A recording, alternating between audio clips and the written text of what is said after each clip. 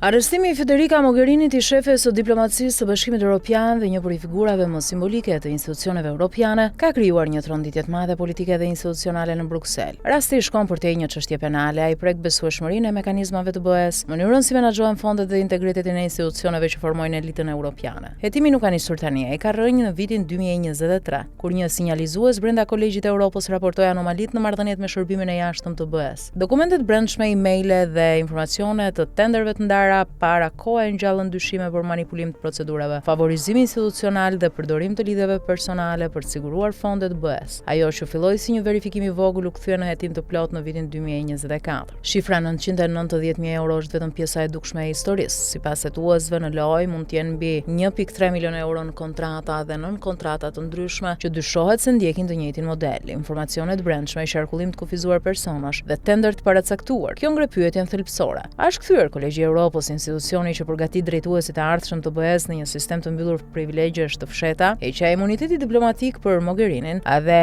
Saninon ishte momenti kritik. Ky vendim i rrallë tregon se organet belge të drejtësisë kanë prova të forta për të ecur përpara, por ky akt, përveç se juridik, është edhe politik. Ai ekspozon dobësitë e vetë BE-s dhe vën në pikë pyetje integritetin e procesit vendimmarrës në nivel evropian. Skandalisht për të në një moment delikat gjeopolitik, ndërsa BE-s synon autonomi strategjike. SBA-ri shikon rolin e saj në NATO, Rusia shtyn ndikimin e saj në Ukrainë dhe Kina po fiton terren kudo në botë. Europa ka nevojë të shfaqet e fortë dhe transparente. Por rasti Mogherini godet pikërisht aty ku BE duhet jetë më solide, tek besueshmëria e elitave të saj. Kolegji i Evropës nuk është thjesht një shkollë, është laboratori i burokracisë europiane. Nëse ai përfiton nga informacionet brendshme, rënohet miti i meritokracisë europiane. Rasti detyron BE-n të shikojë veten në pasqyrë, të rishikojë procedurat, të forcojë kontrollin dhe të pyes veten sa të depërtueshme janë institucionet ndaj ndikimeve personale dhe abuzimet me fondet publike. Hetimi ende vazhdon dhe tablo përfundimtare mbetet e hapur, por mesazhi është i prerë. Europa nuk mund të kërkojë standarde të larta nga të tjerët nëse nuk i zbaton fillimisht në shtëpinë e vet.